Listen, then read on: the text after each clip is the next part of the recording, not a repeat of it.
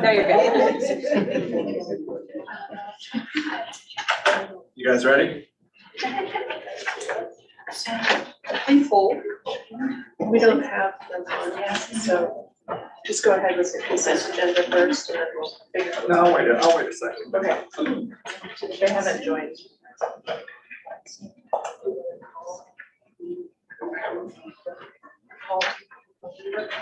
Oh, maybe. Number 4. Brian, you.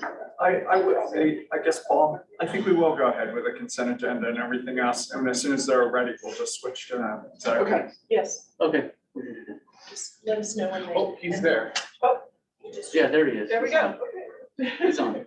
And you'll have to talk right into the mic. Good morning. I'm Eric Blank, and this is the Commissioners' Weekly Meeting for October 25th, 2023. It's nice to have all three of us together officially for the first time, so that's cool. And I think we'll start even before the consent agenda with Mr. Gomez and the Northern Cheyenne tribe. Yes, thank you. Good morning, Commissioners. Paul Gomez from your legal counsel. As you know, in the past couple of weeks, we have been meeting with the Northern Cheyenne Nation with regard to them reaching out and wanting to talk about some issues that affect them profoundly in regard to the Sand Creek Massacre site and their concerns with regard to siting renewable energy and transmission in the southeastern plains area of Colorado. Especially within the viewshed, of the Sand Creek Massacre site. We had very fruitful meetings with the Northern Cheyenne tribe and their legal counsel. And one of the tribal elders, William Waxalong from the Northern Cheyenne Nation, has graciously agreed to speak today at our weekly meeting. And we're very honored to have him with us. So I see that William is on now. So William, I will turn it over to you and for your presentation. And thank you very much for being here today. Good morning. Cheyenne say, Pipawona. My name is Hutnehebe. I'm Wolf Chief. My English name is William Waxalong. And I'm a descendant of the Sand Creek Massacre. I'm currently the tribal administrator with the Northern Cheyenne tribe. And I've been in leadership positions for many years, approximately 31 years, including a term as president of the tribe. And I want to thank the PUC for the opportunity to present today.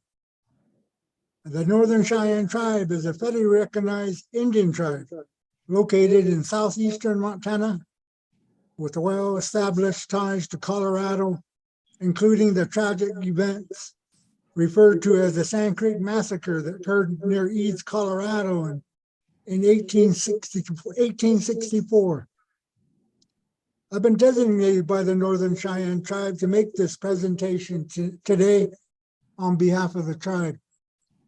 The tribe asked me to present so that the Sand Creek Massacre, the site and related human remains or cultural resources are not impacted by any renewable energy development in the vicinity of the site. I'm also here to ask that the PUC adopt rules for future decisions that will account for the interests of all tribes. Briefly about the massacre. It is very difficult to present the events of the massacre, but I will briefly summarize the massacre. It is our sacred obligation to do this for outsiders and for the record. For example, we have ensured human remains from the massacre that were held in the Smithsonian Institution were repatriated. We've collaborated with the History Colorado on the Sand Creek Massacre exhibit there in Denver. We pressed the U.S. congressional action first to identify the site and then establish the Sand Creek Massacre Historical Site, which is now part of the National Park System. And I actually testified before the Senate Energy Committee in 1996 when the legislation was introduced to identify the site. Today, descendants regularly visit the site to pay homage to the tragic events of the past and pray for our ancestors. We also carried out an annual spiritual healing run from the site to Denver. We do this each year to commemorate the victims and the survivors of the massacre and for healing. After a few years hiatus due to the pandemic, the run was restarted last weekend. Today is another example of our continuous efforts to protect the tragic memory of the Sand Creek Massacre and ensure that the healing can continue. Today, I testify to make sure that the site remains protected. The Power Pathway project includes a transmission line that is as close as 10 miles to the Sand Creek Massacre site. Renewable energy projects are being proposed along the transmission line. It is possible to even likely that the project are being proposed for areas closer than 10 miles.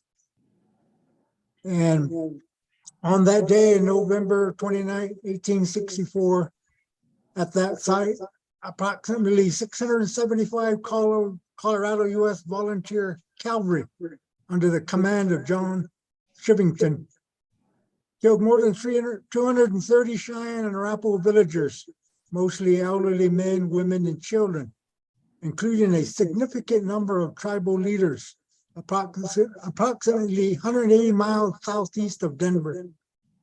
The Sand Creek Massacre was an attack on the Cheyenne and Arapaho nations within our territorial boundaries at the time, which consisted of over 4 million acres in southeastern Colorado territory, according to the 1861 Treaty of Fort Wise with the United States. The tribes were living in a peaceful posture when the surprise attack occurred. Chief Black Kettle had raised a U.S. flag and a white flag as symbols of peace, as he was told to do by the U.S. government army. Nevertheless, the Colorado volunteers massacred many Cheyenne and Arapaho leaders, including 13 of the 33 Cheyenne chiefs who were present at Sand Creek. The premeditated war crime began with a huge barrage of artillery referred to as mountain howitzers, then the raping of women, the disemboweling of pregnant women, and the butchering of infants and elders by Colonel Shivington's federal troops began, and was to last until the next day. Cheyenne Chief White Antelope was discovered amongst his people with his peace and friendship medal in plain obvious view. He was scalped, his nose and ears and privates cut off. Neither the Cheyenne Chiefs, Black Kettle, or White Antelope had ever raised a weapon against the United States or any other European settlers, and maintained a word of peace to the very end. The tragedy of Sand Creek Massacre has been recognized by the Colorado governor in proclamations and a series of acts of Congress. Our people have suffered immeasurable levels of historical trauma from this act of genocide against us. And we've worked tirelessly over the past decades to establish and protect the site and the memory of the massacre. As I said, the Power Pathway includes a transmission line that is close as 10 miles. And depending on the topography and the nature of the energy development, it may be possible to see one or more energy projects from the massacre site, which would negatively impact the sacred site and the extended experience of Sand Creek descendants like myself when we visit the site. I recommend that the PUC ensure protection of the massacre site in two ways. First, the PUC should consider that the viewshed from the sacred site is protected, while we commend efforts to transform the power grid to renewable energy, we ask that the energy development not impact the view from the historic massacre site.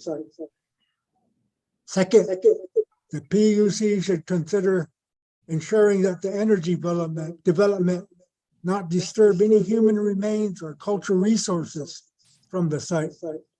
We know that the massacre spilled beyond the Sand Creek massacre site that has been designated by Congress. It's very possible there are human remains or culturally significant objects from that desecration. Procedures should put in place to account for the possibility of inadvertent discovery of human remains and objects from the massacre.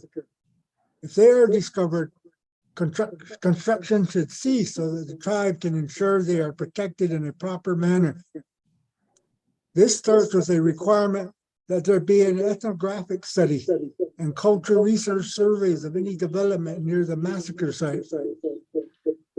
With that information, efforts can be made to avoid any cultural resources identified.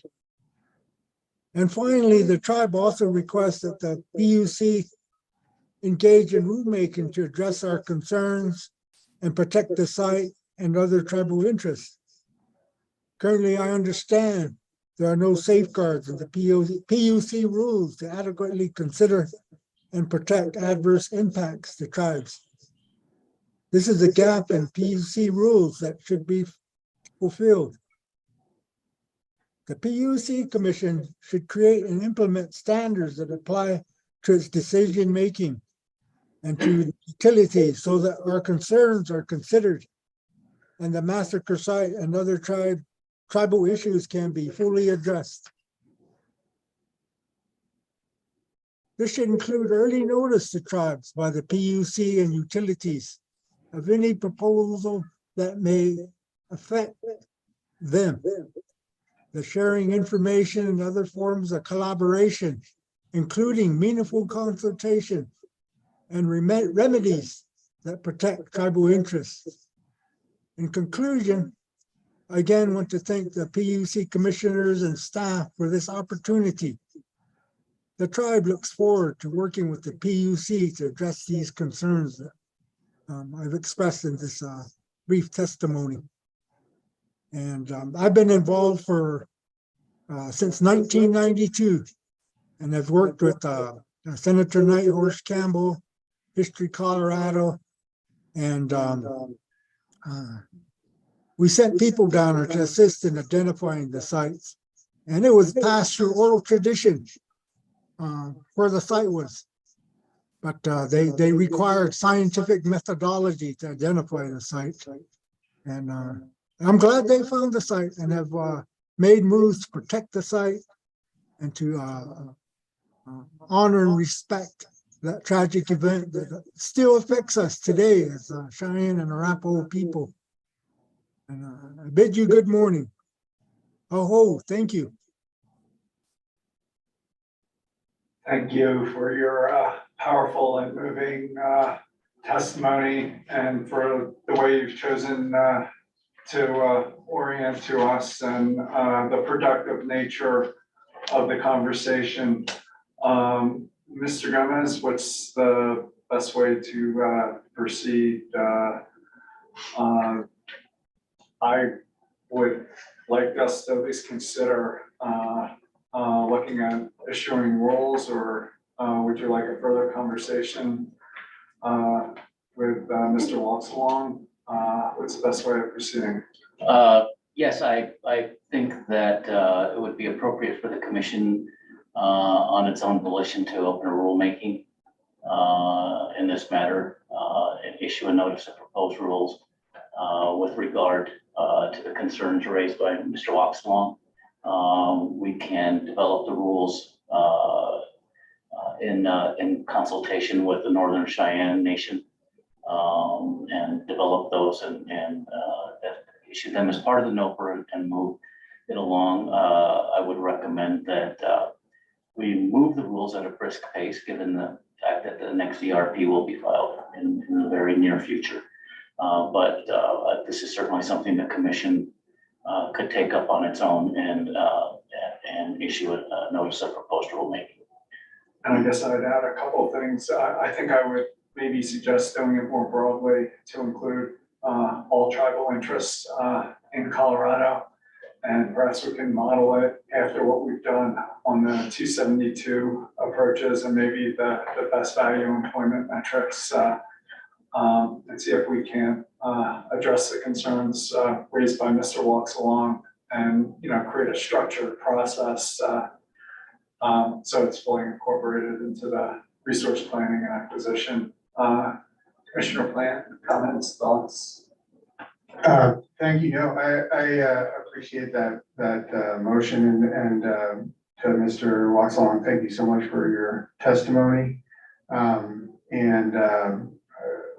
We had a conversation a couple weeks ago, and I greatly appreciate that outreach from the members of the Northern Cheyenne Tribe and the discussion that we had. And I would encourage, I did see the exhibit at the Colorado History Museum, I think last summer maybe.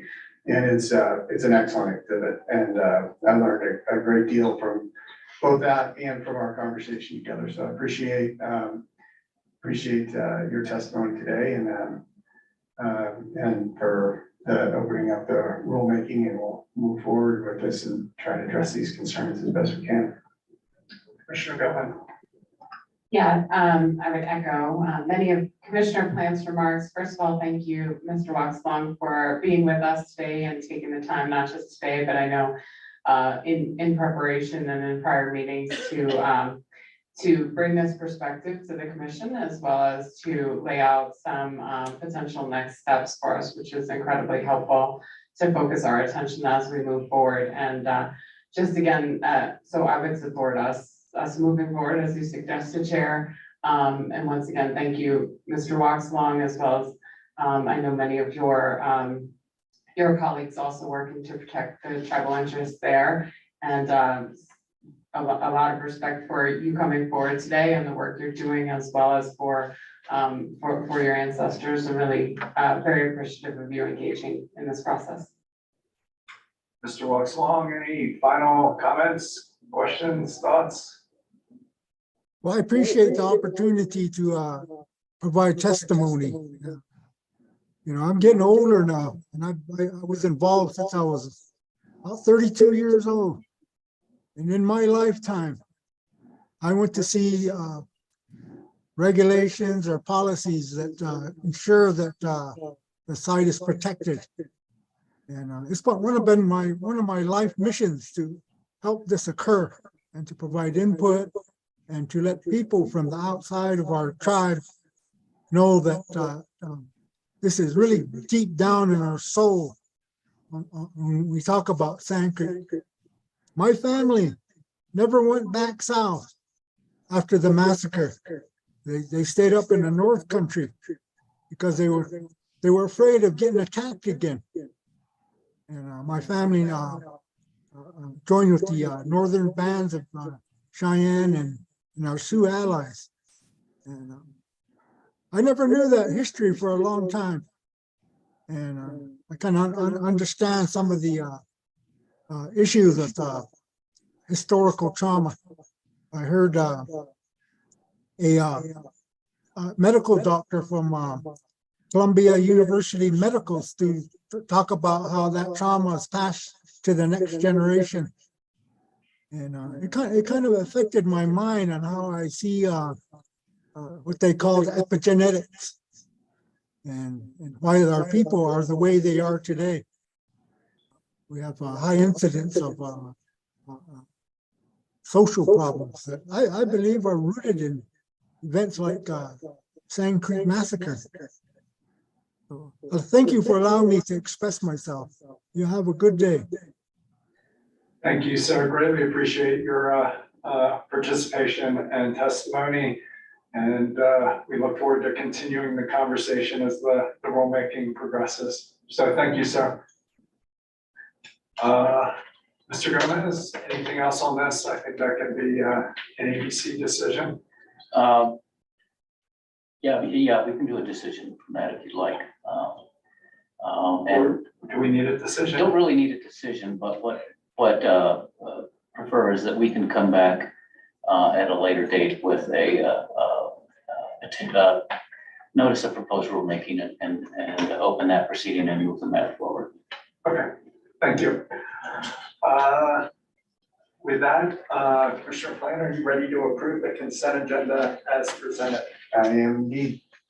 Commissioner Gilman, any preliminary remarks? Are you ready to approve the consent agenda as presented?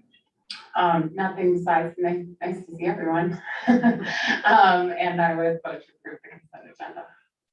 As would I, and I would just say the gavel is centered between the two of us. Equidistance, just in case. With that, Dr. Fishaber, the derailment, the train derailment from BSNF down by Puebla. Good morning, commissioners. It is nice to see all of you on the bench. I'm Pam Fishaber with the Rail Transit Safety Staff, and I'm just going to have a brief discussion with you on the BNSF coal tram derailment that occurred October 14th of 2023, when a northbound BNSF unit coal train derailed at railroad milepost 109.6 on the Pike Peak subdivision, causing a 30+ car derailment and a collapse of the northern bridge structure, which did result in a fatal accident to a trucker that was underneath the bridge span when it collapsed. Based on the news stories, the National Transportation Safety Board determined that the most probable cause of the accident at this point is a broken rail that occurred just a little bit east of the bridge structure. That broken rail then caused derailment of the 30+ coal cars at the end of that train consist, and because everything was buckling up onto the bridge structure, it did cause the collapse of that northbound structure. NTSB has completed their on-site investigation. I-25 has been cleaned up and the highway has been reopened in both directions.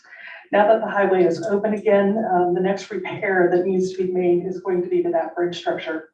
I've spoken with CDOT's chief bridge engineer to get some idea of what CDOT and BNSF might be looking at, and what they believe currently the time frame is for getting some sort of preliminary bridge replacement that could end up being a permanent one for that northbound structure.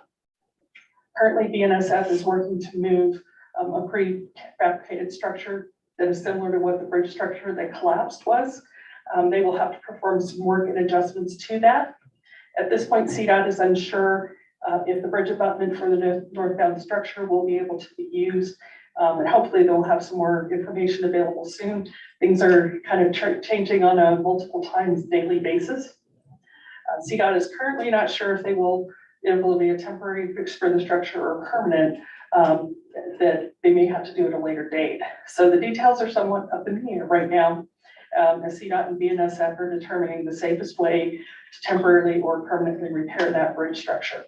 I wanted to bring this to the commission's attention, as we may be asked to take some expedited action in the next few weeks on the review and the bridge fix. Since CDOT and BNSF will be the only two parties involved in this application, they may seek a shortened notice and action on the application. So I just wanted to put that on your radar for the future. No, I appreciate it, and anything we can do to help in any constructive way, please let us know and we'll respond immediately. So thanks for the briefing, and please keep us posted. Thank you. Planning, you dad. Commissioner Gilman. Thank you, Dr. Fishaber. Thank you. Ms. Ray, Mr. Enright, proposed amendments to the telecommunications rules. Yes, good morning, Commissioners. Gladys Ray with your telecom staff, joined by Mr. Jerry Enright and Ms. Lindsay Dundas of the AG's office. Before you is this notice of proposed rulemaking to make some minor changes to the high cost support mechanism rules. The proposed changes are reflective of the changes to the Colorado statute realized by enactment House Bill 23-1051. The Commission oversees the High Cost Support Mechanism Fund that helps provide affordable and reliable telecommunications and broadband services for many rural communities in Colorado. The high cost currently supports basic service for 12 rural telecommunication providers. Before the enactment of House Bill 23-1051, this funding for the providers was consistent with Senate Bill 18002, which was set to expire on December 1st of 2023. However, the high cost basic service support to these carriers was extended with the recent legislation through September 1st of 2024, which is an additional 9 months. The proposed rule changes are limited to Commission Rule 2846. The first proposed change would be updating the expiration date of the high cost funding for the impacted rural providers to September 1st of 2024. Secondly, we proposed adding a subparagraph to establish that in 2024, the Commission will allocate 100% of its high cost money collected to the broadband deployment account. This is minus Commission's administrative cost and support distributions to the wireline and wireless rural telecommunication providers. And lastly, we proposed updating the distribution years to read from 2019 through 2024, consistent with House Bill 23-1051. I can pause for questions or move on to the recommendation. If you can make your recommendation, that'd be great. Thank you. Before you is whether to adopt the NOPR and refer the matter to an administrative law judge. Commissioner Plan? I would support the recommendation on the NOPR and the referral to the ALJ. Commissioner Gilman? I agree. As do I, and I think that can be an ABC order, opening the rulemaking, issuing the proposed rules, and referring the matter to an ALJ. So thank you. Proceeding number 22A-0189E. Ms. Crandall, Mr. Davis, Public Service Company of Colorado's Phase 2 Distribution System Plan Report. Good morning, Commissioners. Can you hear me okay? We can. Thank you.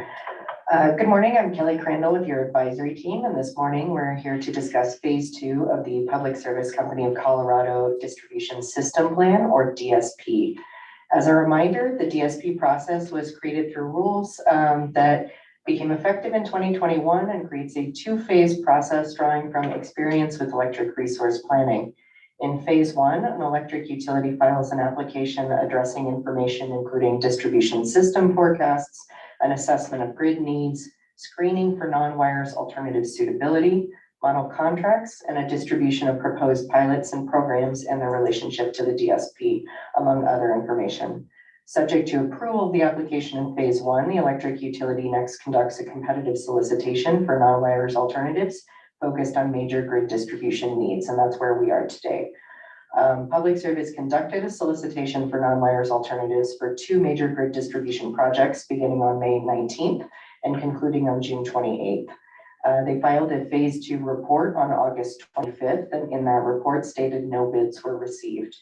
Public Service provided suggestions for reasons why bids may not have been provided, including a compressed timeline, whether the financial picture was desirable to developers, and the challenges of running a technology neutral solicitation while communicating with potential developers about projects. And additionally, Public Service provided updates on the activities that are occurring or underway, including a stakeholder working group process, engagement of disproportionately impacted communities, updates to its hosting capacity capabilities and mapping tools, and pilots relating to topics like the demand response management system, or DRMS. Specifically related to the DRMS pilot, Public Service states that it is wrapping its DRMS plan into a larger distributed energy resources management system roadmap. The independent evaluator, DNV, filed its report on September 28th and also provided perspectives on potential process improvements, including reviewing the suitability criteria used to select potential non-wires candidates, conducting a request for information to better understand the market for non-wire service providers, and exploring opportunities around virtual power plants, among other suggestions. While the company and the independent evaluator provided their perspectives about possible improvements to the DSP process, no stakeholder comments were received on either report. So accordingly, before the commission at this stage is whether to take any next steps associated with the phase 2 DSP and independent evaluator reports, and I'm happy to answer questions or provide a recommendation. Yeah, if you have a recommendation, why don't you give that, and then we'll come back with questions, comments, or Certainly, thank you. Advisors recommend the commission acknowledge Public Services Phase 2 DSP report and the independent evaluator report to capstone the Phase 2 process and administratively close the proceeding while keeping it open in e-filings as a repository for ongoing reporting. This is the first full DSP in Colorado, and it's unfortunate that the process did not lead to bids. But while Public Service and the independent evaluator identified possible options to improve the process going forward, we didn't hear from any other parties, such as developers, regarding their perspectives on possible improvements. And I do want to recognize in the meantime, there are several efforts underway in other proceedings to consider topics like barriers to electrification and the structure of virtual power plant pilots. So closing this proceeding won't prevent the commission from continuing to learn information that could be relevant to the company's next DSP application, which is currently anticipated for January 2024. However, recognizing the significant number of potentially related proceedings we have here, including the efforts by Commissioners Gilman and Plant, I welcome additional conversation with you all on other next steps you might want to include. Thank you, Ms. Crandall. I do have a couple comments more broadly, but I think I'd start with you, Commissioner Gilman, with appreciation for leading this forward. So I'd be curious to hear your thoughts on how you view this one. Yeah, thank you. I mean, clearly disappointing that we didn't have any bids in this first round. I think we all learned a lot in this first DSP, and, you know, ideally use this to build upon and ensure that the next process is as successful as possible. And I think there are several of those kind of ideas threaded through these reports that we can use to follow forward. I did have a specific comment or potentially even question for you, Ms. Crandall. In the recommended decision in phase 1 of the DSP, you know, I was hearing commissioner in that phase, and I was a bit concerned with the company's DRMS pilot to ensure that we would get enough information to ensure that they had a plan to make it as effective for ratepayers as possible, to ensure they were maximizing the investment and really being able to kind of probe and learn from all of the different use cases that they might be interested in utilizing a DRMS system for. Their kind of base use case was about 1,800 batteries in a renewable battery connect system.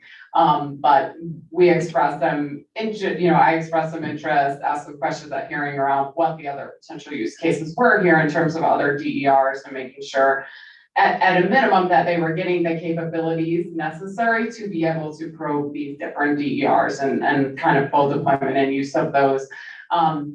And so as a result, in paragraph 82 of that recommended decision, I'd ordered the company to file in this proceeding a report that fully presents the use cases, both primary and secondary, for the DRMS, as well as a comprehensive set of goals and metrics and an evaluation plan for the pilot. This was in part around, I think what seemed like a rather thin support for exactly what was going to be done in the pilot, how long, what, any measurable goals would be, as well as honestly some past pilots where performance was lacking. And we thought that more objective kind of metrics and understanding on the front end could really enable and really help us all when it comes to things like cost recovery to understand what was the plan, what was supposed to happen, and what ended up happening. So that's what, I ended up asking for in the recommended decision and why. We see some mentions of it in the phase 2 report, Ms. Crandall, kind of at the end in the latter pages, but to me, certainly fell short of what I was looking for in terms of a comprehensive set of goals and metrics and an evaluation plan. There was a bit more elaboration about the renewable battery connect, really no elaboration about the pay for performance potential secondary use case. And so, for me, I would prefer to see a compliance filing, even after our action today, really getting to those points, getting to that request, because I feel like we're going to get to a rate case or we're going to get somewhere else.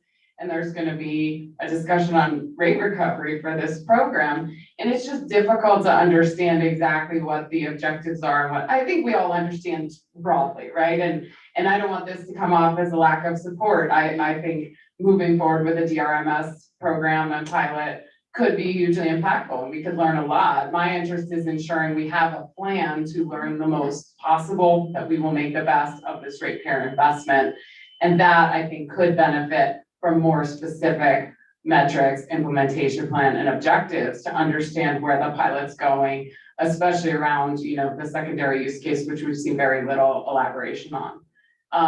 So that would be my request, if we could get a compliance filing with that information, that then, and look, certainly if things change, that could be amended, that could move in the future, but we just simply don't have something that we could refer to understand the success of that pilot.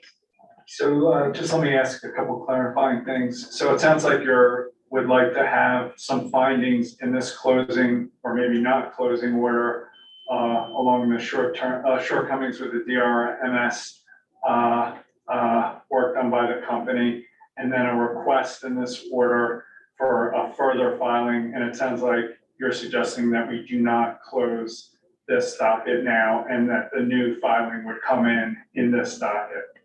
Well, I guess maybe I'd ask you, Ms. Crandall, to me, it seems like there is an avenue where we close it and ask for a compliance filing after. Really in part, probably the teeth here come in whatever rate case comes after this, right? There might not be many teeth left in the DSP, but this is a place to put that report, so we have something to refer back to say, what was the plan? What were the objectives and goals supposed to be of this program, which we just don't have in a concrete enough way right now. Ms. Dundas, Ms. Crandall, can you help us chart the best way forward procedurally to address Commissioner Gilman's concerns?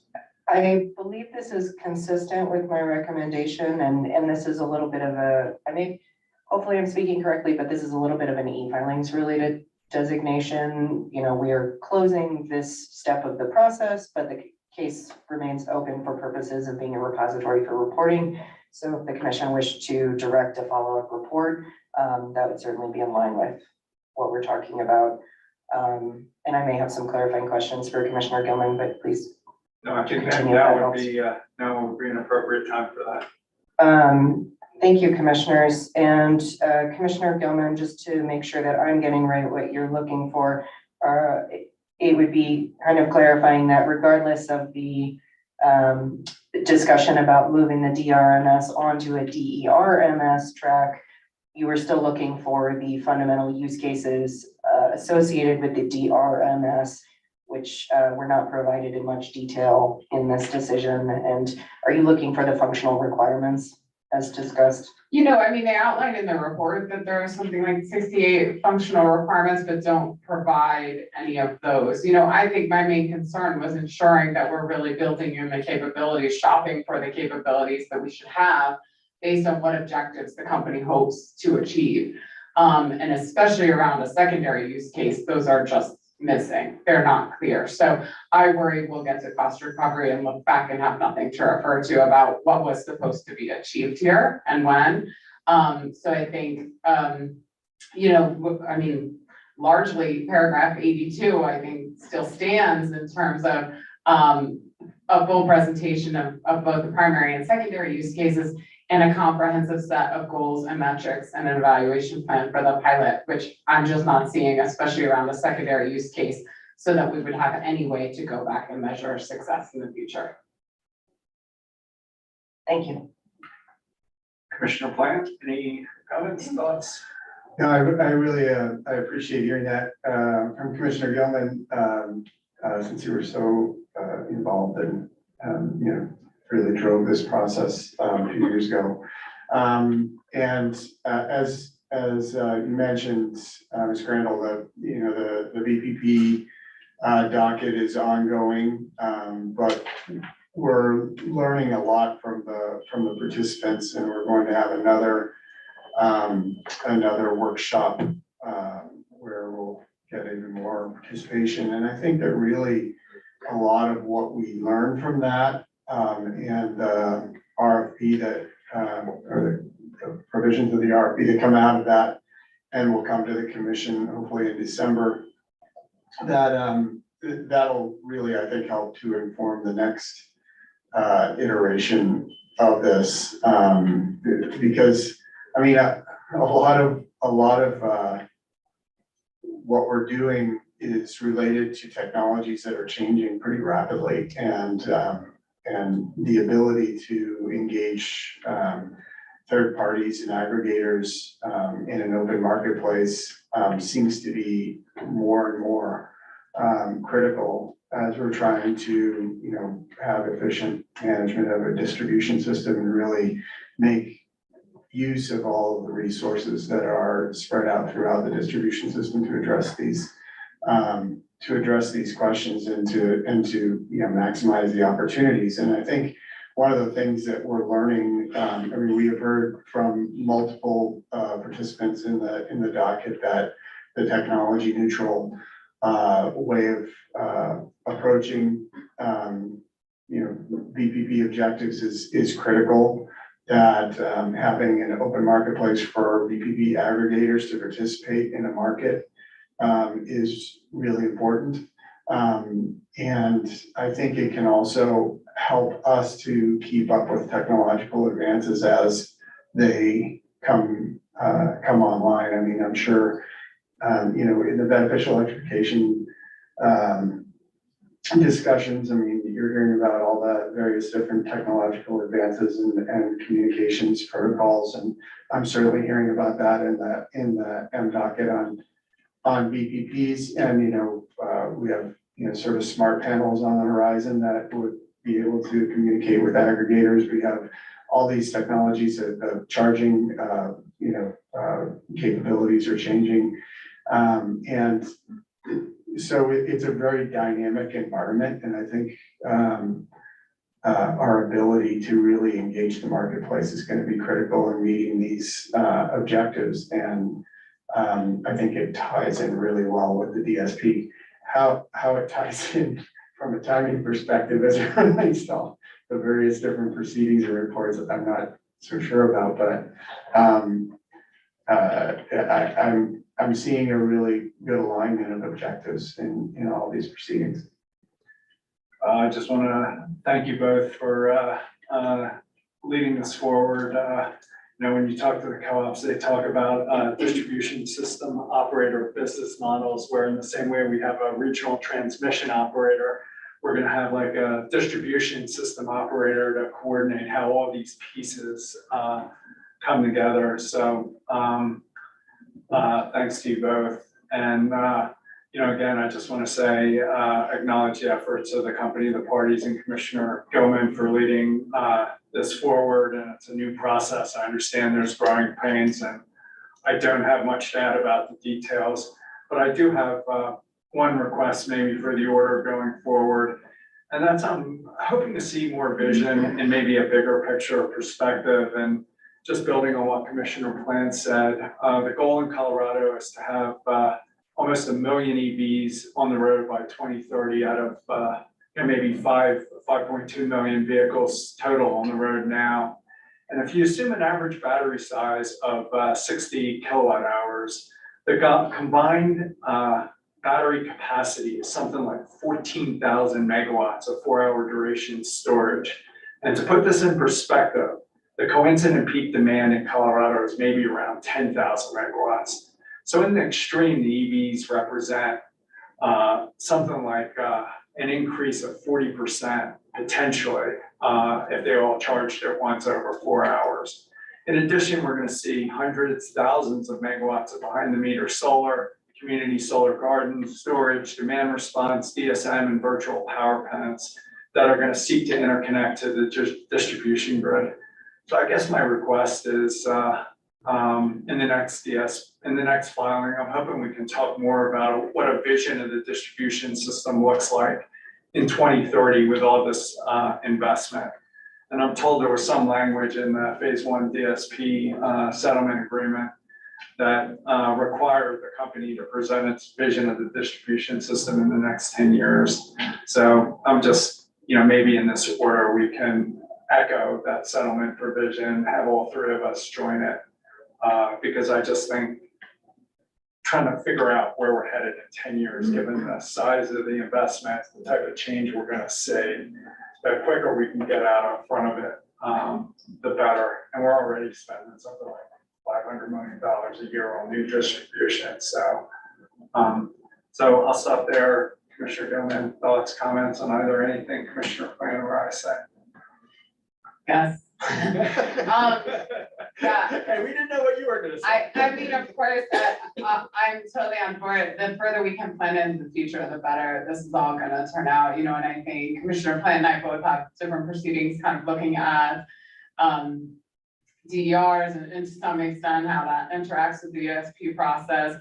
You know, we also heard considerable comments in my proceeding on issues with just load connecting, not even DERs, especially in the Metro Denver area, which is a distribution system plan. You know, we should not kind of pigeonhole and think distribution system plan is just to get the DERs connected, right? It's also to get load connected and really to intelligently and strategically be forecasting what needs to happen, where does it need to happen, how do we strategize, what's the best way to get to that place where we can enable all of this. So I would just say it's a big task, you know, and probably even broader given some of what we're hearing in other proceedings and the complications with just keeping up with all of the changes and everything that is going on, and not just keeping up, but being one step ahead so that we are not stymieing process, but for, you know, not being ready on the distribution side. And so I think, yeah, it's gonna require a really significant kind of forecasting and planning effort on the part of the company, because I think we're seeing a lot of things change quickly and it's all coming and quite a bit of it will flow through DSP, I think, in the next filing. Commissioner Plant, anything you'd add? Ms. Crandall, that may not be the simple closing order you were suggesting, but does that all make sense to you? Do you have what you need? I expected as much. Let me just double check a couple things. So I think I heard that all three of you all agree on directing a follow-up filing reporting on the DRMS system using the language from paragraph 82 of the phase 1 decision. Would 2 weeks be acceptable, or do you have a different timeline in mind for that filing? I mean, I don't know, 2 weeks feels a little tight. I mean, really, it's asking for very detailed, specific, articulated objectives and information. And to me, there's not, I mean, there's urgency in the fact of if they're planning something, I would like to know that they know what they're planning to, you know, and kind of arranging with potential suppliers or, you know, or respondents. But really it's for, you know, use probably very largely in the future. So I mean, 4 weeks or something like that is fine, but it doesn't have to be incredibly fast. Okay, we can perhaps say 4 weeks from the issuance, if that works for you. Yeah, and just let me confirm, Commissioner Plant, you good with that? Yes, as am I. Thank you. And I also heard that the decision should acknowledge these other proceedings and the potential connections between them, and echo the significance of laying out a vision for distribution system planning that goes beyond just the solicitation of non-wires alternatives, as was brought forward through some of the language in the settlement agreement that was approved in phase 1, but just re-emphasizing the importance for that for the next filing. That's consistent with my understanding, Commissioner Gilman? Yes. Commissioner Plant? Yes. And given this, I was thinking ABC, would you all prefer TBC? I'm fine with ABC. I think ABC is fine. Sounded like you had a good list. Commissioner Plant? ABC is fine. Great, thank you, commissioners. Thank you, Ms. Crandall. Greatly appreciate all the support. Proceeding number 23A-0025E, Mr. Mendelson, Black Hills alternative EV charging rate. Staff request for triple R. Good morning, Commissioners. I'm Mike Mendelson. Good morning, Commissioners. I'm Mike Mendelson, your advisory staff. I'm joined by Ruthie Harper, Commission Counsel. The commission issued its decision to the Black Hills EV rate proceeding 23A0025E on September 12th. That decision, number C230611, approved with modification a settlement among the company, CEO, ChargePoint, and Electrify America to implement a rate for EV charge entities. Staff opposed the settlement. The primary issues in the proceeding centered on the selection of peak hours, where the commission agreed with staff to set the peak from 3 to 9 p.m. and the ratio of on-peak to off-peak prices, where the commission sided with the settling parties on a ratio of 1.2 to 1 in order to support the development of EV charging stations and a recognition that additional data will be forthcoming shortly. On October 3rd, staff submitted a request for clarification related to the forthcoming data submission per the company's class cost of service study, or CCOSS. Staff's request referred to paragraph 63 of the decision, which in part directed Black Hills to develop its upcoming CCOSS to assess or be expanded to also assess net peak loads in a manner consistent with the outcome of the ERP process. Staff states that it believes the commission's intent is to direct the company to provide the necessary information for the commission to consider time of use rate design options in a future proceeding, but that the commission's directive would be insufficient because the purpose of a CCOSS is to allocate a utility's revenue requirement among its customer classes, not among the hours of the day or year. Furthermore, a CCOSS is backward-looking exercise, staff says, with no way of accounting for assets approved in the ERP process, but not yet constructed and included in the utility's cost of service. To ensure that the commission has sufficient data to consider time of use rate design options for Black Hills, staff requests the commission clarify that in its next phase 2 rate case, Black Hills shall provide the following: an updated CCOSS, an hourly load study that includes system load, net of all renewable generation using actual historical for the most recent 12-month period available. And 3, a forecasted hourly net load study that includes system load, net of all renewable generation. To effectuate the intent of paragraph 63, staff suggests the commission specify that if phase 2 rate case is filed after the conclusion of the company's ERP proceeding, the forecasted hourly net load study should incorporate how resources approved in that proceeding affect the hourly net load. No party countered staff's triple R. I'll pause here to answer any questions or provide a recommendation. Yeah, if you could provide a recommendation, that'd be great. Thank you. Advisors agree that staff's proposed language provides valuable specificity and clarity. We recommend adopting the triple R language as proposed. Commissioner Plan. I support the recommendation. Commissioner Gilman. I also support the recommendation, and thanks to staff for the specificity and getting us where we want to be. I support it as well, and that can be an ABC decision.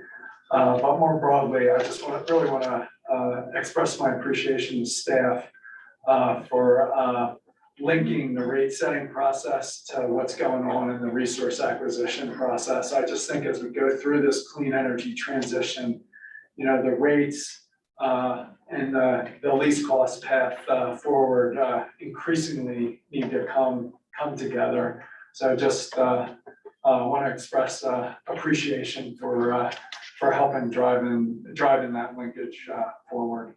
And again, that can be an ABC decision. So thank you, Mr. Mendelson. Great, thank you. Proceeding number 23A-0518, Mr. Davis, updated ECA. Oh, wait, sorry, I skipped one. Proceeding number 23A-0392 EG, Ms. Dundas, Mr. Mendelson. Good morning, Commissioners. Lindsay Dundas of your He commission. confused me when you walked away when I was supposed to sit on the next one. Yeah, I guess you declared this one a legal one. Good morning, Commissioners. Lindsay Dundas of your commission council, and maybe Mr. Mendelson. He's in the back. For discussion today is Public Services motion filed on October 18th, in which it requests extraordinary protection for certain claimed highly confidential, proprietary, commercially and otherwise highly sensitive documentation related to hydrogen blending, including studies, infrastructure information, engineering, and design documentation. Pursuant to Rule 1400A, Public Service stated that it conferred with all parties and no one opposes their motion. The company requests that access be limited to commissioners, ALJs, the commissioners' advisory staff and advisory attorneys, trial staff, UCA, CEO, and their respective counsel. And then for parties that are permissive interveners, they request limiting access to a reasonable number of attorneys and a reasonable number of subject matter experts who do not represent a party that will gain unfair competitive advantage by having this information. And they didn't specify anyone which they think would not fall into that category. Public Service argues that the information is proprietary in nature and states that the documents in this category of highly confidential information contain detailed information regarding the company's natural gas system, including non-public data about components of the company's infrastructure, and that includes locational data of the pipeline system. Public Service asserts that this information is sensitive because disclosure could present security risks and also because the information is competitively advantageous. I'll pause here for a recommendation, I'll pause here for discussion, or I can provide a recommendation as to whether to grant the MEP. Now, if you can provide your recommendation, that'd be great. Sure. A party seeking extraordinary protection of highly confidential material under Rule 1101B shall include a showing that the information that protection is sought for is highly confidential. The protection afforded by the Commission's typical rules for confidentiality provide insufficient protection. And if adopted, the highly confidential protections will afford sufficient protection. Here, as an initial matter, Public Services motion complies with the procedural and filing requirements set forth in Rule 1101. Such as including a highly confidential NDA, a list of employees with access to the information, and including the information here not as an exhibit, but explaining the category and explaining why it would be impractical to include as an exhibit. The company also requests limiting access to just, quote, a reasonable number of attorneys and experts for each permissive intervener. So at least as of now, no one's cut off from access to this information within the proceeding. So I recommend granting the motion and waiving response time. Commissioner Plant, I agree with the recommendation. Commissioner Gellman. I agree with the recommendation, but maybe wanted to just make one point. I would say yes for now. With respect to this being about studies about hydrogen compatibility or introduction, I think we should recognize that if we moved into a pilot phase on hydrogen, that the public would have a legitimate interest in studies or more information about any certain affected communities. And we should ensure that those pilots are as transparent as possible while balancing the concerns of the utility. So I just think it's something to be aware of as we move forward, to the extent that this is fairly broad in terms of like studies about hydrogen on their system. And there could be some very specific interests from communities, and we'll have to cross that bridge when we come to it and kind of reassess and understand the trade-offs at that point in time. But with regard to the specific request now, I would approve. Would you like language in the order flagging that concern? Yeah, I think it would be appropriate to the extent, like if we go to a specific pilot or specific community, recognizing that there is a very distinct public interest in this, and that transparency will be important, and we'll have to consider what that entails at that point in time. Commissioner Plant, are you okay with including language in the order along those lines? Yes. As am I think it's important to do that. And are you okay if it's an ABC order? So that can be an ABC order. Ms. Dundas. Thank you, Commissioners. Now, I think appropriately back to you, Mr. Davis, 23A-0518B, ECA for public service. Good morning, Commissioners. I'm Ron Davis of the Commission's advisory staff. And this morning, I'd like to present to you a procedural recommendation regarding Public Services electric commodity adjustment application for next year's ECA filings. So each year in mid-October, Public Service files this sort of application to update certain inputs to its calculation of quarterly ECA rates. Public Service requests approval specifically of annual updates to the projected jurisdictional allocation factor, the projected sales next year, the on-off peak price ratio, and the class-specific on-peak ratio. Those factors are used to allocate costs to the various classes. Once the Commission establishes those components of the ECA calculation, Public Service will then file on or before November 30th its quarterly advice letter to implement the first quarter 2024 ECA. Accordingly, Public Service requests a decision from the commission approving these factors, and that would require expedited procedures. The expedited procedures that Public Service is asking approval of for this morning were established in 2006, and this has become a routine request. Public Service states that to allow interested parties the opportunity to review this filing, it served electronically the application on all parties who participated in the company's 2020 Phase 2 electric rate case, as well as parties to the 2021 electric rate case, which was the most recent proceeding addressing the ECA generally. So this is a procedural matter, and I can provide a recommendation. If you would, that'd be great. I recommend that the commission issue an order setting a shortened intervention period with filings due October 30th, and that would include the staff of the commission, and a deadline for any substantive responses to the application, November 10th. I also recommend that the commission direct Public Service to serve the application electronically on all parties to its ongoing Phase 2 rate case, which is 23 AL 243, and to its recently concluded Phase 1 rate case in 22 AL 530E, simply because those parties have had an interest in Public Services rates, and there may be some parties who were not participating in the earlier cases that Public Service referenced.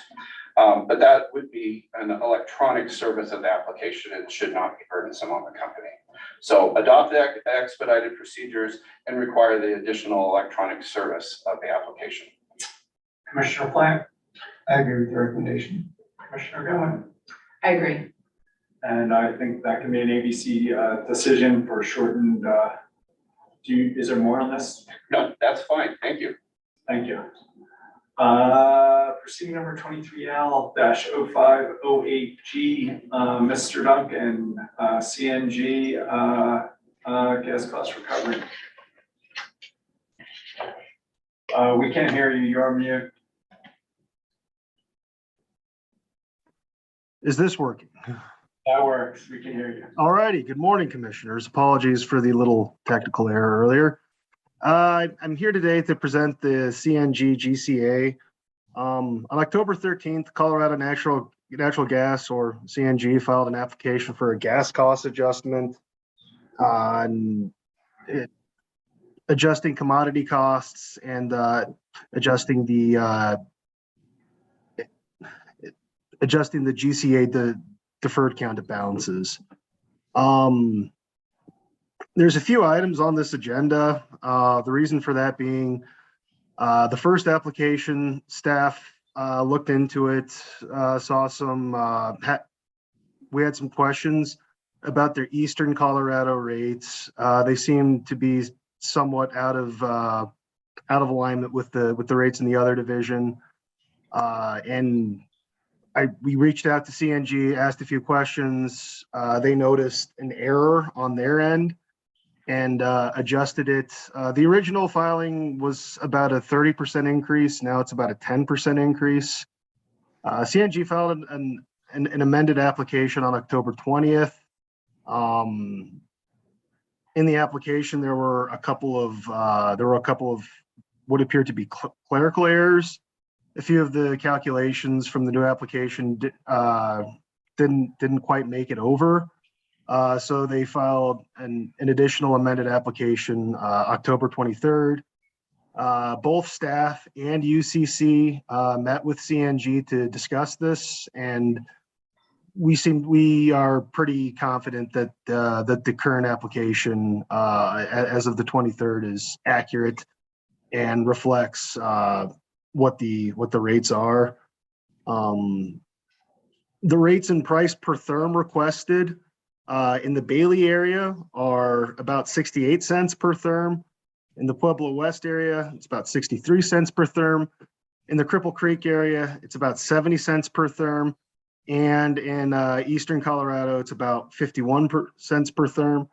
While these do represent an increase over current rates, they are a decrease from rates that were requested this time last year.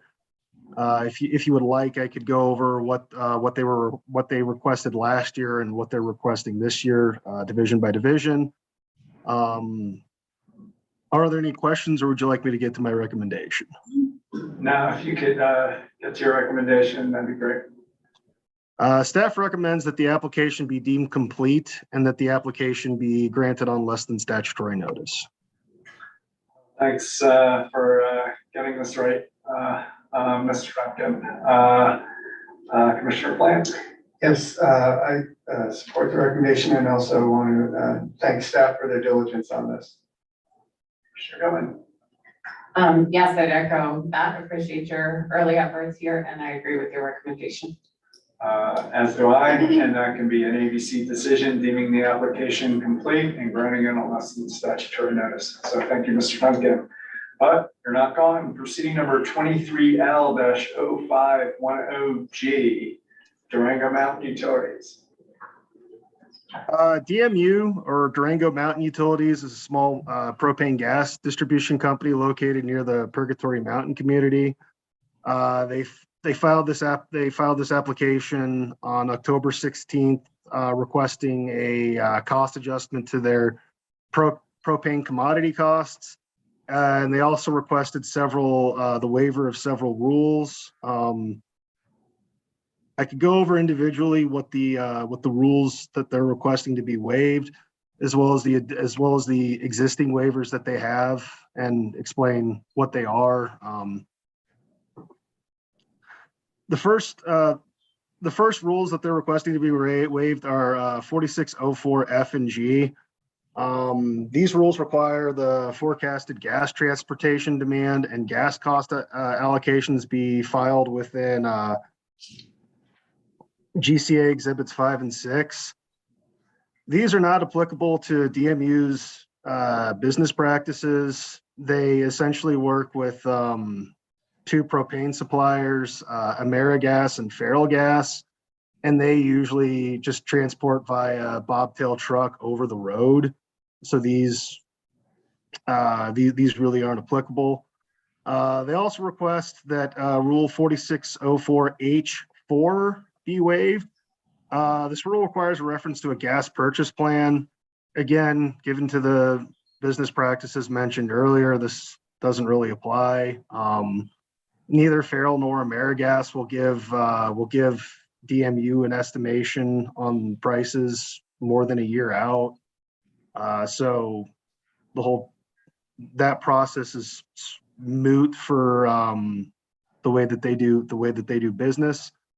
They also request that Rule 4002D be waived.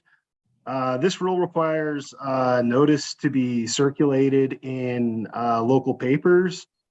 DMU's customer base is mostly they're serving second homes.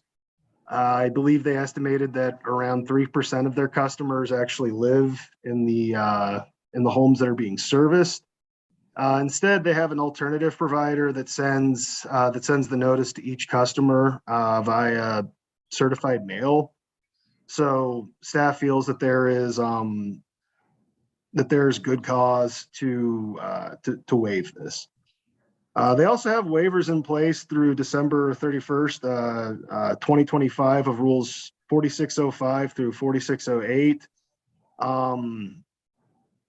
These are concerning gas purchase plans and gas purchase reports. Again, not really applicable to their business practices.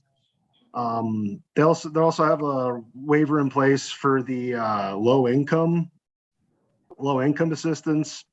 And again, given their customer base, it doesn't really seem like there's a need for any low income assistance in DMU's territory. Now to the actual commodity adjustment, they're requesting a commodity decrease. The current commodity charge is $1.72 a gallon. And the proposed commodity charge is $1.66 a gallon. So they are requesting a rate decrease. However, given the state of the world with respect to COVID, they are expecting pre-pandemic demand back at their resort. So they do expect a revenue increase, even though they are requesting a rate decrease. Are there any questions, or would you like me to get to my recommendation? If you can get to your recommendation, that'd be great. Excuse me. The staff recommends that the application be deemed complete. That the commission grant the company's less than statutory notice request. That the waivers be granted and that the application be granted. Commissioner Plant, I agree with the recommendation. Commissioner Gilman, I also agree. as do I, and again, that can be an ABC decision, deeming the application complete and granting it on less than statutory notice. So thank you, Mr. Duncan. Thank you. I guess the last item is a discussion of regional markets, and I asked for this to be put on the agenda today. Public service company in Colorado is looking at going into a day ahead market. Tri-state and other preference customers are looking at going into the SPO RTO West market, and most of this discussion is playing out in a regional process, working with our colleagues and the other utilities throughout the West. But we have an open rulemaking to figure out how we're gonna play with, guide this in Colorado, and it felt appropriate to update both of you and present what we're doing with the public. So Mr. Davis, Ms. Rosati, and Ms. Rosen, you can help lead us forward. Sure, thank you, commissioners. Again, I'm Ron Davis of the Commission's advisory staff, and I am joined by Wendy Rosati and Alex Rosen, and we're going to be setting some context for your discussion this morning. And this matter does come before you for the purpose of providing an update on what's going on in the world of the organized wholesale markets and this ongoing rulemaking. The rulemaking that was initiated last year is to implement certain sections of Senate Bill 2172.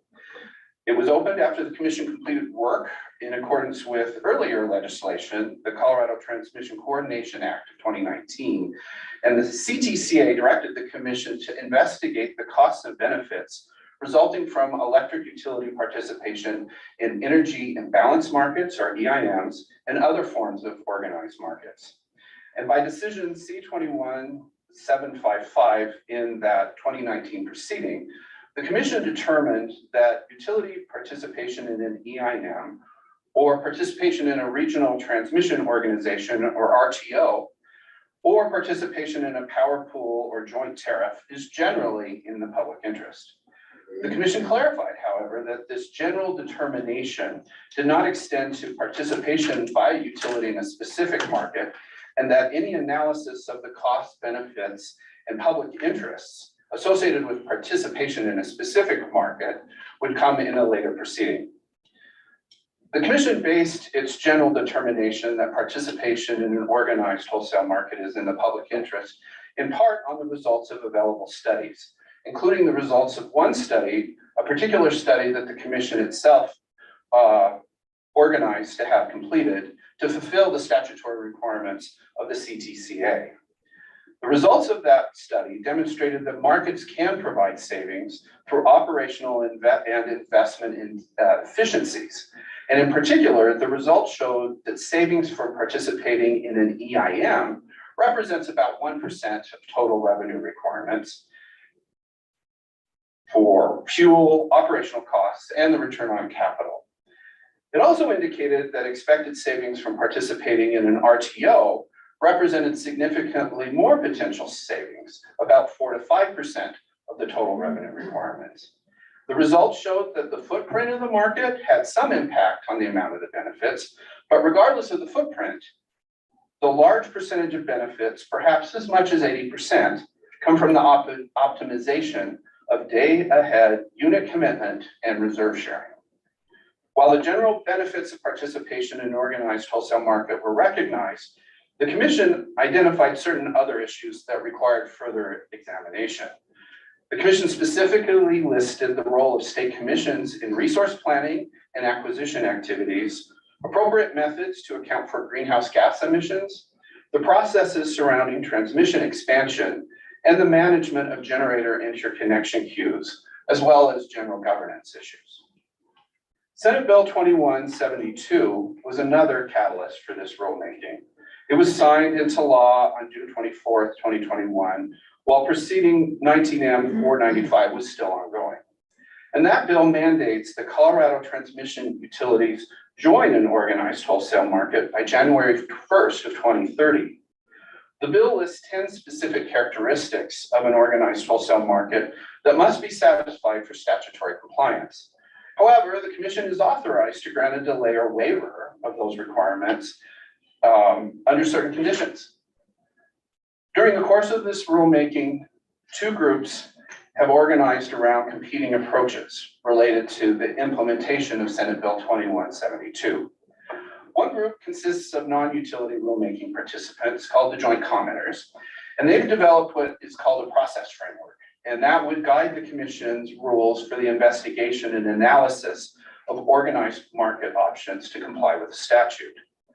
The process framework essentially entails three sequential steps that lead to a commission decision regarding whether the application to join a wholesale market complies with the statutory requirements, whether joining the market would result in just and reasonable rates and just and reasonable electric service for ratepayers, and third, whether joining the market would be in the public interest. The first step would include commissioner information meetings, various stakeholder meetings, technical conferences, and other types of informal process. The second step would involve a declaratory order proceeding in which the commission would evaluate whether specific markets satisfy those 10 criteria from the bill. And the third step would entail a filing of an application by each utility for authorization from this commission to join a particular market previously addressed by that declaratory order. The application filing would lead to a full adjudicatory proceeding. In response to that proposal that was filed earlier this year in rulemaking, the three utilities collectively concluded that that proposal is lengthy and unduly burdensome. But they also asserted that the proposed rules, including in the commission's own NOPR, would also require substantial revisions. At a hearing last month on September 12th, the utilities presented an outline of their alternative process. This is where a utility would request a declaratory order from the commission on whether a particular market satisfied statutory criteria. And if that declaratory order approved the market, a rate-regulated utility would then file an application for cost recovery or shared savings to join that commission-approved market, or instead would make that filing to request a waiver or delay related to joining that particular market. The investor-owned utilities would file status reports going forward, and the non-rate regulated utility, Tri-State, would, after the declaratory order is issued, either seek a waiver or delay as needed, or simply file those informational notices of participation and submit status reports. At the September hearing, the non-utility proponents of the process framework reacted to the utilities proposal and again stressed the need for public participation and transparency, as well as adjudications in which the commission would decide whether joining an organized wholesale market is in the public interest and results in just and reasonable rates. So in the rulemaking, there still seems to be some gap between the utilities and the non-utilities participating in the rulemaking. Now, as this rulemaking has continued, there's been a lot of activity in the development of the markets. There are currently two energy imbalance markets currently operating in the West. One is run by the California Independent System Operator, and it's called the Western Energy Imbalance Market, or I'm going to call it the EIM. And the other is sponsored by the Southwest Power Pool, and it's called the Western Energy Imbalance Services Market, or WEIS. Tri-State, a founding member of SPP's WEIS market, joined in February of 2021, and Xcel Energy Colorado joined the WEIS in April of this year. And with that, the remaining 20% of tri-state system-wide load allocated within Xcel Energy's Colorado balancing area also entered the lease. Tri-state is also participating in the CAISO administered EIM for some of its footprint, mostly in Wyoming and New Mexico. As a natural progression from the commission's study from 2019 through 2021, that revealed that only a fraction of the benefits of enhanced regional coordination results from imbalanced markets and real-time dispatch, there are at least 3 regional efforts ongoing now to explore the implementation of more organized wholesale markets in the Western Interconnection. One such effort is the extended day ahead market sponsored by the CAISO. The EDAM tariff was filed at FERC in August, just this past August, and it seeks to build off the success of the EIM that is currently being run here in the Western Interconnect. And although both PacifiCorp and the Balancing Authority of Northern California have announced their intent to join that EDAM, no Colorado utility has done so as of yet. The second market opportunity involves a full regional transmission organization effort sponsored by SPP called SPP RTO West. And this was announced in July of 2021, and it seeks to extend the reach of SPP services currently offered in the East into the Western Interconnect. And today, 7 utilities are evaluating placing some or all of their Western facilities under the terms of the SPP Open Access Tariff. And that would include Colorado utilities such as Tri-State, the Platte River Power Authority, and the Western Area Power Administration, or WAPA. In regard to SPP RTO West, it appears that Tri-State intends to transition its footprint in the Western area, which includes a portion of Colorado, Wyoming, Western Nebraska, New Mexico, and Arizona, into the SPP RTO West in April of 2026.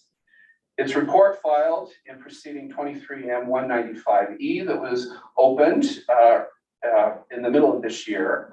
Tri-State explains that it's already engaged in initial market expansion and startup activities for that.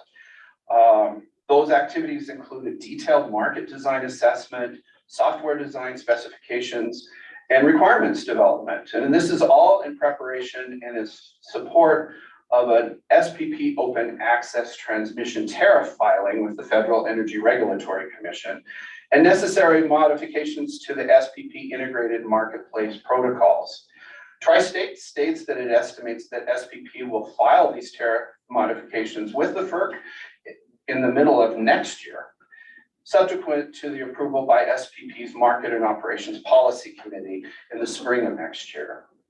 So consistent with these rapidly implemented plans, Tri-State is now working with SPP and interested stakeholders to develop a proposal for enhancing the market design to include an emissions-informed dispatch to be integrated within the SPP tariff by the time of Tri-State's market entry in 2026. Tri-State further explains that SPP's governance structure includes a regional state committee, or RSC, which is composed of state regulators. SPP's RSC has the responsibility for cost allocation for transmission upgrades, regional resource adequacy, and the allocation of transmission rights in the SPP markets.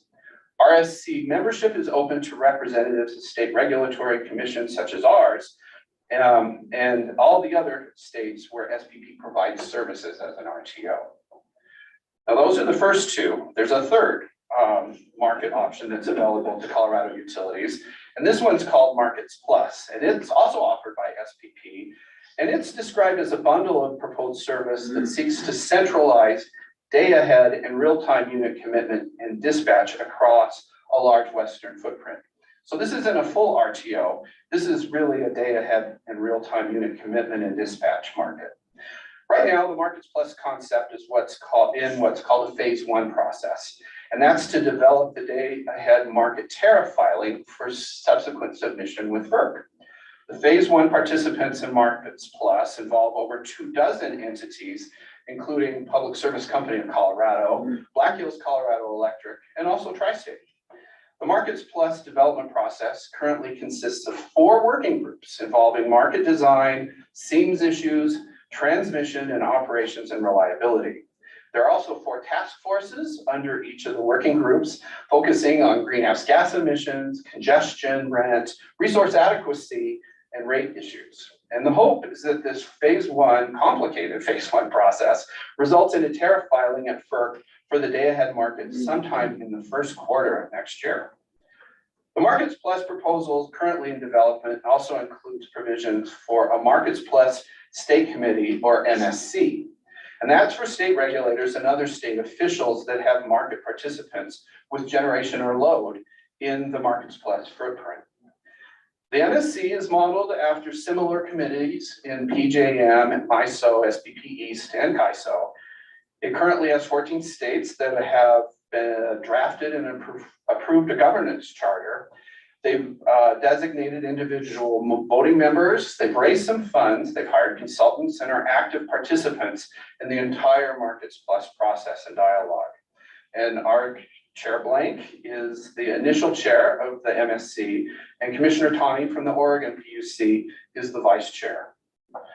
Much of the analytical and modeling work that's evaluating the comparative costs and benefits of these 3 market options is occurring by our Colorado utilities through an affiliation of other Western utilities called the Western Market Exploratory Group, or Western MEG.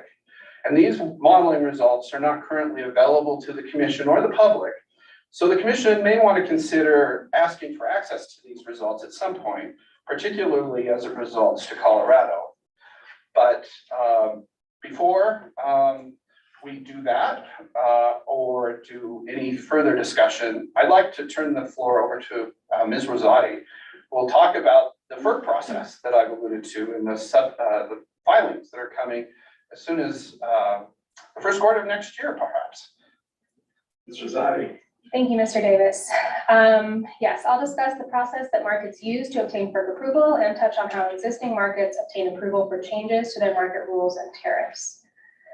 Under 18 CFR 35.12, a new market must file with FERC its initial rate schedules and tariffs, as well as any governing documents. The process is laid out in Section 205 of the Federal Power Act apply. After the initial filing has been made, interveners may file pleadings in support or in opposition to the market tariff filing.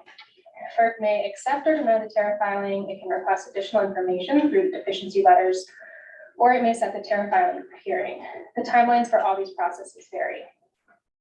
At a high level, FERC's analysis is concerned with whether the market tariff filing is just and reasonable, and it may not be unduly discriminatory or preferential. FERC thoroughly reviews all aspects of the market, including, as applicable, rules on the use of transmission capacity, seams agreements, congestion management, supply adequacy, reliability issues, stakeholder participation, and governance. Much of FERC's review considers whether the proposed market structure, rules, and governance complies with existing FERC orders. So, while state and stakeholder interests may certainly participate in a FERC proceeding and advocate for specific state and stakeholder interests, FERC's consideration of the market appropriately focuses on whether the market is just and reasonable under federal standards. Once a market is FERC approved, the internal process to change the market's rules and tariff depends on the governance structure, the market's stakeholder process, and the type of change. In some markets, a rule change begins with market staff issuing a proposal to address a specific problem. In other markets, a stakeholder committee may propose market rule changes. The proposed change works its way through stakeholder processes and committee votes, and ultimately, most changes must be approved by the market's governing body or governing board. At that point, the change would be submitted by the market to FERC for approval under Section 205 of the Federal Power Act, which requires the proponent of a change to demonstrate that the proposed rate, term, or condition is just and reasonable. If a change proposed by a stakeholder is not accepted through the market stakeholder process and ultimately the governing board or body, the stakeholder may file with FERC under Section 206 of the Federal Power Act, just as any party with the requisite standing may file a complaint with FERC under Section 206. Section 206 imposes a heavier burden on the complainant. The complainant must show that the current tariff, rate, term, or condition is unjust and unreasonable, while also demonstrating that its desired change is just and reasonable. Once the proposed change is filed with FERC, interveners may support or oppose the change. FERC's process to consider a proposed change is similar to its process for considering an initial market filing. It may accept or deny the proposed change, set the matter for hearing, and may issue deficiency letters. Again, FERC's focus is on whether the change is just and reasonable based on federal standards. And with that background, I believe our presentation is completed to set up today's discussion, and I'll turn it over to you, Chair Blank, at this point. Thanks, both Mr. Davis and Ms. Rosati for the background and teeing it up. Just an enormous amount of regional work going on. And I just asked Commissioner Plant if you have any questions, comments, thoughts you want to share, or just thank your lucky stars. Yeah. You're not dealing with this, wherever you'd like to go. I think I'm with you on the last part. But I did have a question, because I know that according to the legislation, the utilities are supposed to join a market by 2030. And it sounds like there's a FERC process that has to happen. And then there's, I think the negotiation, and then there's a process that we have on our side. And can those happen simultaneously, or do they have to be sort of serial? Does one have to? Well, I think in a minute, I'm gonna lay out my thoughts on how that goes, and then I think it's gonna go to the parties for comment, and then it'll come out in the form of draft rules or revised rules, and then it'll come back to all three of us on exceptions. And it's just a challenge to figure out how the regional process plays out with our process, plays out with the FERC process, and how you set that all up with two different utilities going into different markets at different times. So that's been the struggle, and I'll try and lay out, if this computer stays up, at least some initial thoughts about how we might do that. Okay, I have one more technical question, I guess. Mr. Davis, you mentioned that Tri-State, obviously they talked about they're joining the SVP West by 2026. But you also mentioned that they're joining the Western Energy Imbalance Market. Can you do both of those? Is that or is one until the other one comes into play, or? Well, I think it's already participating in the imbalance market now. And when they join SPP West, would they continue to participate in the Western? I think it would be a different market that it would be participating in at that point, but it's already very active in SPP's imbalance market that's open now. And its plan is to move from that to RTO in 2026. Okay, so that was, you were talking about the SPP energy imbalance market, not the Western energy. Well, there are some ports of Tri-State system that it makes sense for them to be participating in the California, but that has more to do with Tri-State system and its service area. But I think most of its interest assets loads are the SPP administered imbalance market. Okay, thank you. Have you done a definitive count on acronyms yet? There are a lot, and I had to ask people, is this a WEIS or a WISE or a WEAM or a WEIM? It's a very much an insider's thing, so pay attention. Yeah, and still the documents are very long, even with all the acronyms. Commissioner Gilman, questions, comments, thoughts? I've already witnessed debates on the acronyms in terms of when the vowels make the long or short sound. I'm fortunate because I have elementary schoolers, so I'm being reintroduced to the vowel rules like every day, so I'm on it. I would probably rather hear from you first, just to hear you lay out what you're thinking, and then maybe a response to that with questions.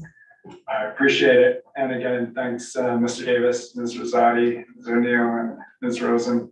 So I just say I've struggled to find a path forward on these issues and rules. As Mr. Davis outlined, we've had two sets of positions presented, one from the utilities and the other from all the other non-utility parties who, as Mr. Davis said, call themselves the joint commenters. Although each group brought a very different perspective and recommended solution to the proposed rules, they generally treated both the IOUs and Tri-State the same.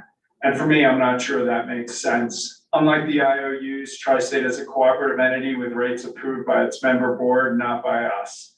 It also operates in 4 different states with generation and load on both sides of the asynchronous divide. In addition, Tri-State is contemplating participation in the RTO West market with earlier funding commitments likely required, while Public Service is exploring the SPP day-ahead market, which is on a different time frame and subject to a separate process. And we recognize these differences when we opened up the M docket. Mr. Davis referred to 23M-0195E. I've also been struggling with, we've also been struggling with a court timing issue that Commissioner Plant raised. And as indicated by what Ms. Rosati summarized, it just seems like the best time to influence the market protocols and tariff filing is in the regional market and development processes that occur prior to the tariff filing at FERC. When something is filed at FERC, or even more difficult, approved by FERC, it is often challenging to modify. So for me, this was a significant problem with a proposal of the joint commenters, which recommended a mandatory, fully litigated process with public interest findings after the tariff filing at FERC. As such, the outcome of this after the fact litigated proceeding would likely be limited on its impact on a FERC-approved market design and tariff. It could also create substantial risk as the participation of the Colorado utilities in the broader market footprint would be uncertain while the litigation was resolved. At the same time, the recommendation of the utilities to basically limit commission review to determining whether the market structure complied with the statute seems inadequate and provides little incentive for the utilities to address either the concerns of this commission or of the parties. So in terms of a proposed path forward, we're working with advisors and counsel to prepare a revised set of rules that offers Tri-State a more tailored path forward that is different from the one required for the IOUs in recognition of the differences in how Tri-State operates and is regulated by the commission. The modified rules would follow up on one piece of the joint commenter proposal, that is to create a declaratory order process for Tri-State, where Tri-State would have to make at least 3 showings to avoid further regulatory scrutiny. First, in this declaratory order process, Tri-State would have to show that its participation in the market it is entering complies with the 10 statutory criteria laid out in the organized wholesale market legislation. This is consistent with both the utility and joint commenter proposals. Second, as we outlined in our questions in the M docket and have consistently been raising for 2 or 3 years, Tri-State must demonstrate that it is entering a market that has an interconnect queue process that will enable Tri-State to timely interconnect and build the winning projects from the Colorado ERP process. I'm concerned the current SPP proposed approach to interconnect doesn't meet that standard, even if a new queue is established in the West. In the last resource planning process, the number of projects seeking interconnection in Tri-State exceeded Tri-State's coincident peak demand in the balancing authority by something like a factor of 8. Under the FERC interconnection rules, as they are implemented currently in Colorado's bilateral market structure, Tri-State can still effectively provide interconnect to the winning bidders in our ERP process, even under these conditions of scarcity. In contrast, in the existing RTO approach in the East, and really all RTOs in the country and in SPP RTO East, I'm concerned that Tri-State would not be able to prioritize for interconnect the winning bids in the ERP process.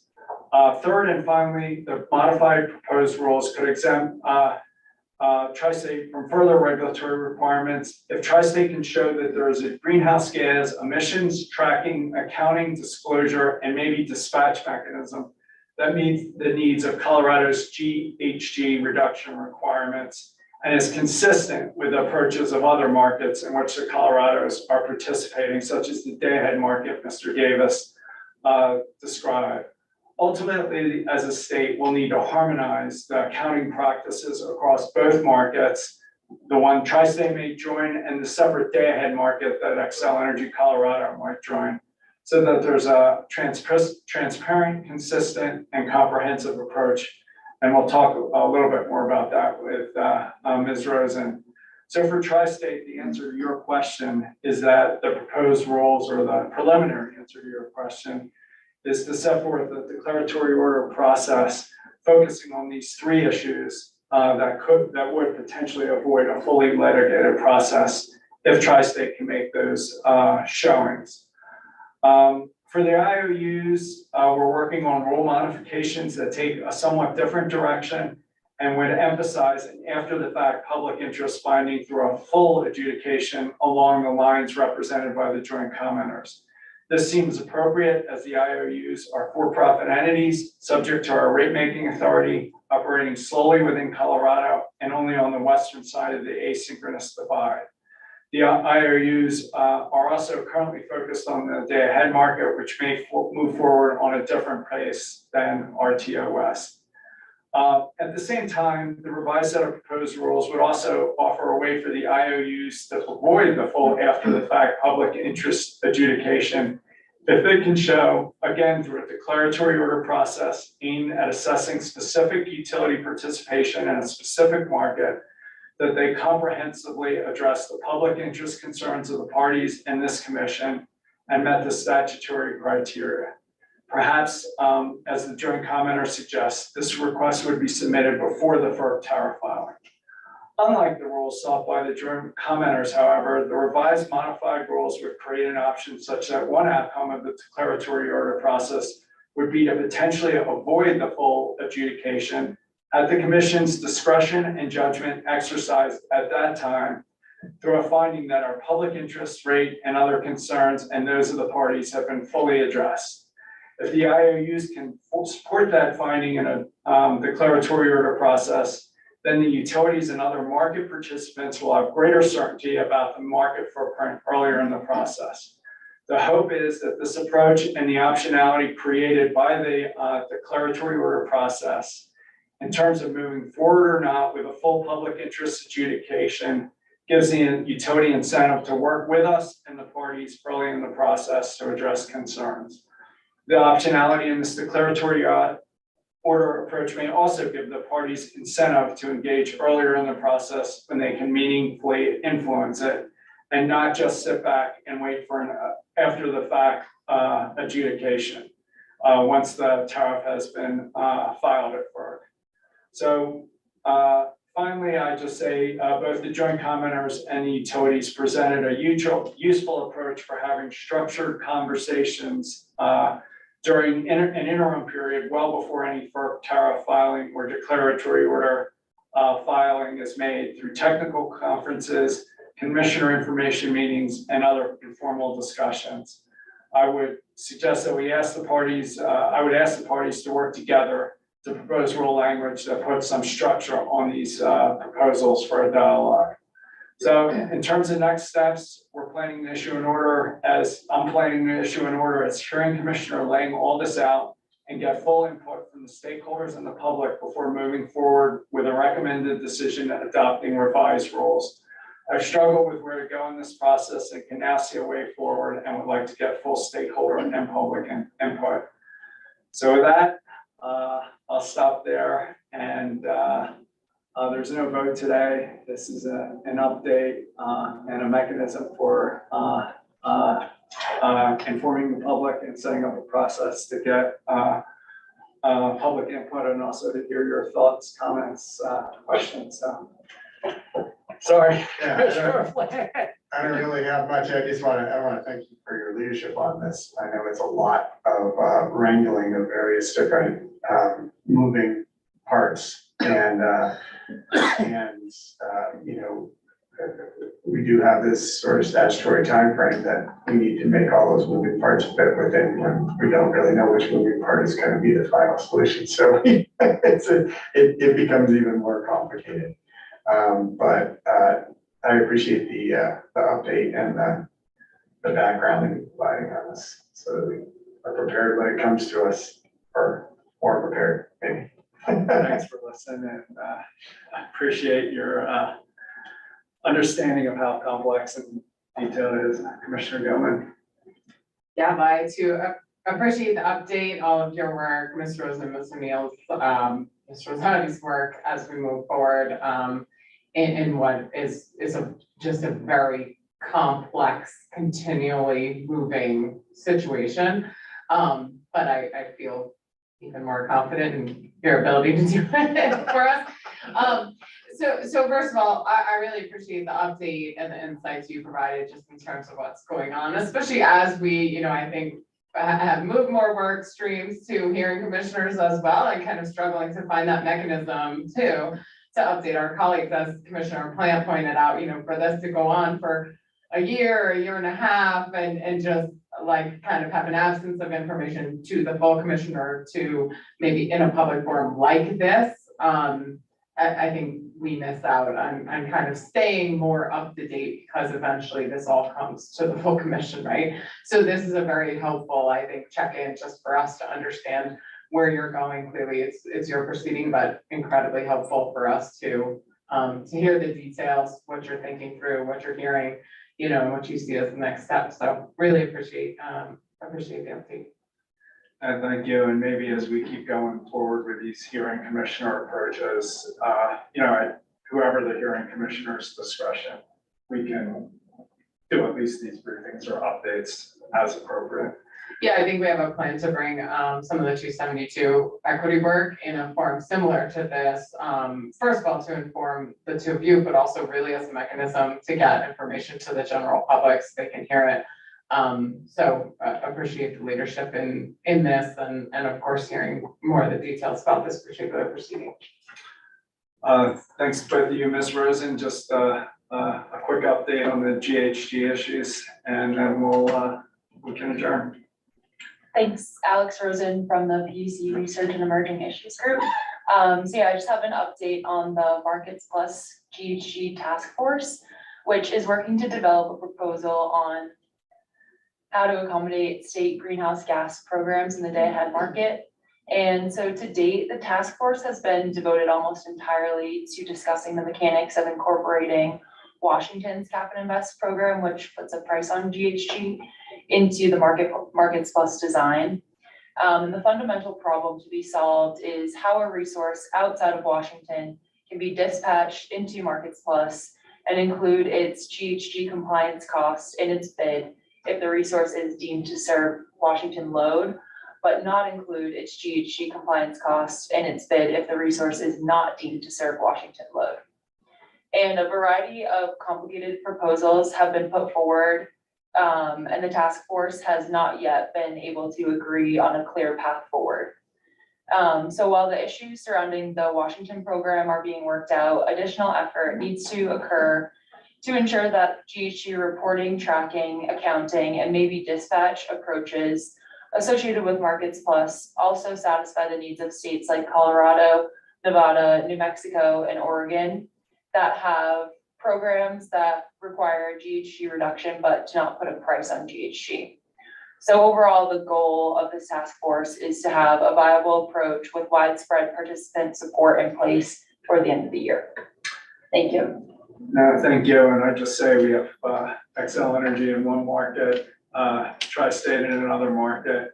No rules really governing tracking, disclosure, reporting, let alone if we need to alter dispatch to meet our statutory requirements. So we're struggling to make sure that both markets have rules that are consistent, harmonize the differences, and adequately give us what we need before we fund the market design and that it works for our statute. So I don't know, any questions on that?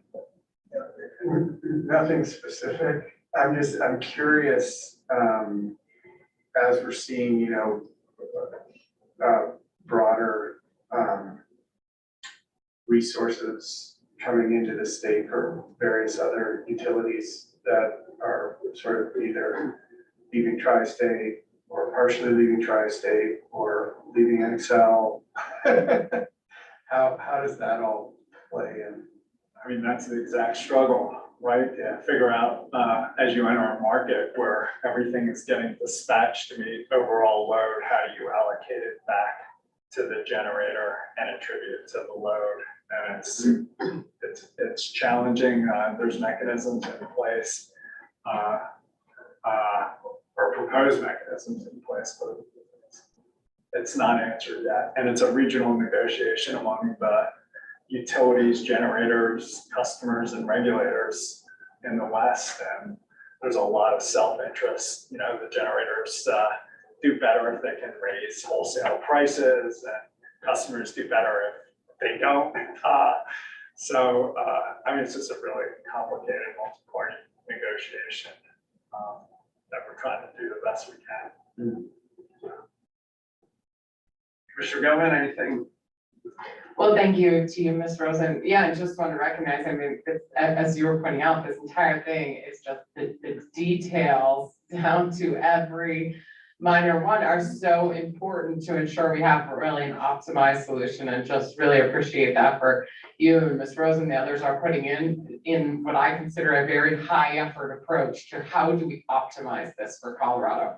Not just did we do it a little check, sign on the line, but like, how do we really make this function as best as it can and serve the needs of Colorado in both the short and long term? And they're really complicated questions, and I appreciate kind of the optimism and just reoccurring energy you all are putting into it, because they're major things to tackle, but I really appreciate this approach of saying, how can we make this turn out as best as possible, not just kind of hit the minimum standards of where we think Colorado needs to go. We're trying. With that, Commissioner Plant, any final thoughts before we adjourn? Nope, just great to see everybody in person and out of your little box. Commissioner Gilman? Yeah. Before we adjourn, I think we got lunch at 11:15. So hopefully see everybody for lunch. Thanks.